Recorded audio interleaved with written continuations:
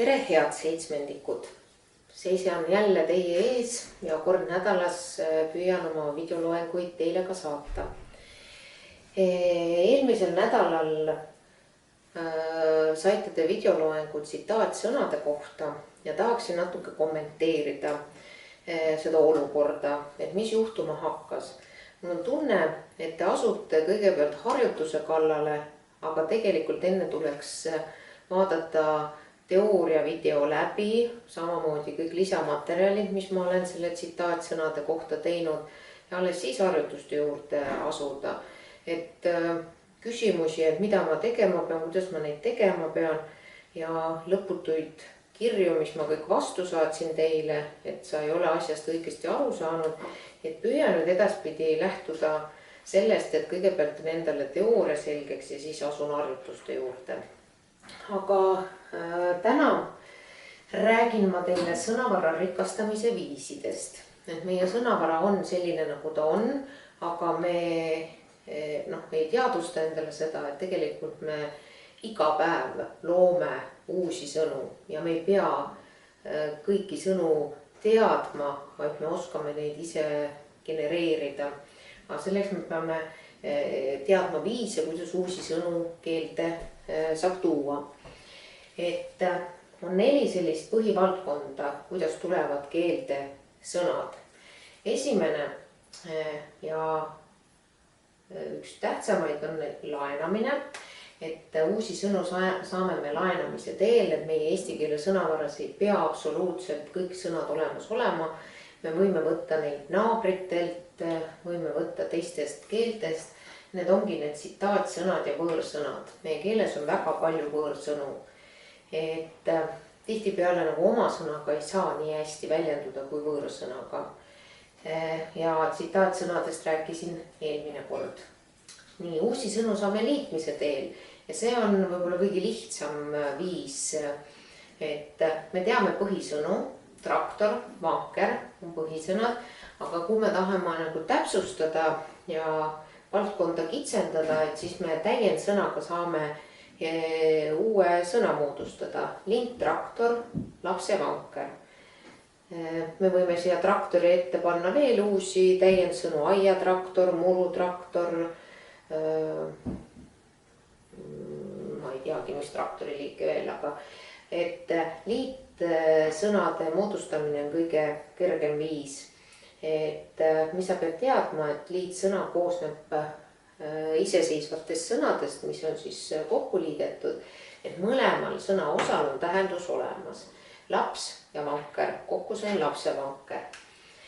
Kolmas uute sõnade saamise viis on tuletamine ja tuletiste moodustamine.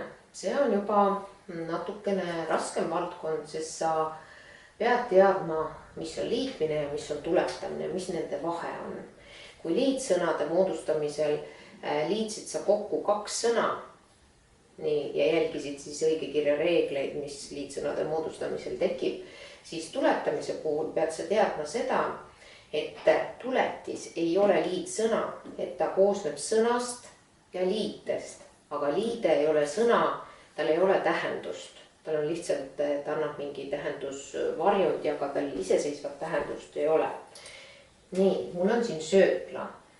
Meil on põhisõna söök ja me liidame talle juurde liitela ja saame uue sõna söökla. Nii, meil on sõna kesk. Nii, aga kond on liide, kond ei ole sõna. Me liidame selle ja saame kokku keskkond. Et sa pead tuletamise juures teadma siis seda, et tuletamine põhisõnale, liidad sa liite juurde, saad tuletise. Et liitel ei ole tähendust ja erinevad hästi palju liiteid on. Meil on nimisõna liiteid, omadussõna liiteid, tegusõna liiteid. Et mida sa siis teadma pead, et sõna tüvele liites juurde siis tuletusliite saame uue sõna. Nii, siin on tuletusliide likk. No, ma võtan siit sellise sõna nagu õnn. Sa pead ka seda teadma, et puhtal kujul selline algvorm, et sellele ei ole tihtipeale võimalik liidet juurde liita. Et sõna tüvi on see, et õnn, õnne, et mul võib siin ka see E-täht olla ja alles sellele liidan ma selle liite juurde õnnelik. nii, mis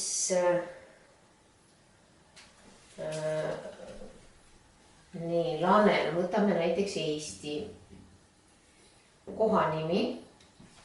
aga nüüd on vaja teha mul elanik, kes elab Eestis, ei ütle ju eestilane, vaid sa ütled eestlane.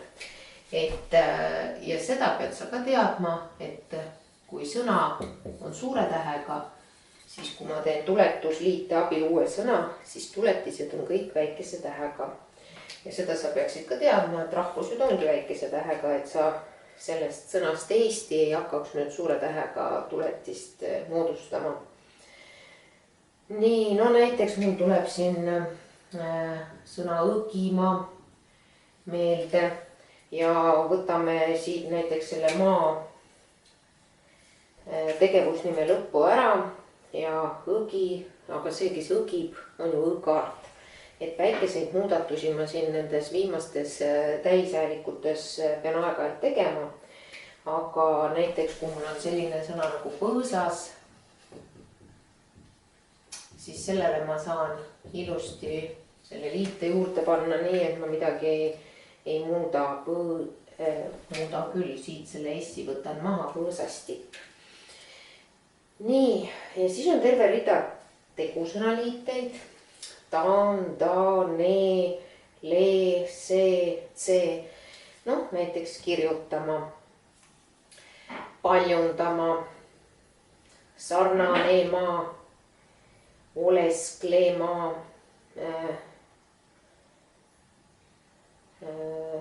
mis selle C-ga võiks tulla, tujutsema näiteks, tülitsema.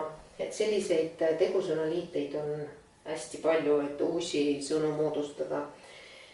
Nii, aga millele ma tahan veel tähelepanu juhtida, on see, et kui sul on tegusõna kirjutama, siis ära mulle paku seda, et see maa on tuletusliide.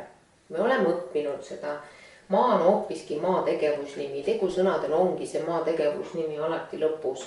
See on sõnastiku vorm ja seda maa tegevusnime maha võttes saame me moodustada teisi tegusõna vorme, kirjutanud ja nii edasi. Et ära mulle paku tuletusliiteks samamoodi ka pöördelõppe. Mina kirjutan, sina kirjutad, tema kirjutab, me kirjutame, te kirjutate, nad kirjutavad, on pöördelõpud, need ei ole tuletusliited. Ja samamoodi on kirjutasid, siin on mineviku tunnus, lihtmineviku tunnus ja sina pöördelõpped, need ei ole tuletusliited. Tuletusliited liituvad sõna tüvele ja näiteks seesama siin ongi tuletusliide ta ja alles siis tuleb tegusõna maa tegevusnime vorm sinna otsa või pöördelõpp tuleb siia otsa. Nii, et selle tuletamise ja liitmisega saate te ka harjutusi nüüd teha. Aga meil on rääkimata veel 4. grupp sõnu, sõnade loomine. Et meilgi aeg-ajalt korraldatakse sõnavõistlusi, sõnaus. Et meil on hulk sõnu keeles, võõrsõnad, et tahaks, et meil oleks sellised omakeelsed vasted. Ja nii on näiteks infrastruktuuri asemel pakutud aastaid tagasi juba selline omasõna nagu taristu ja see on meil kenasti käibele läinud. On lihtsam, ei ole nii võõrapärane või siis näiteks integratsioon, lõiming. Nii, ja see on meie oma sõna.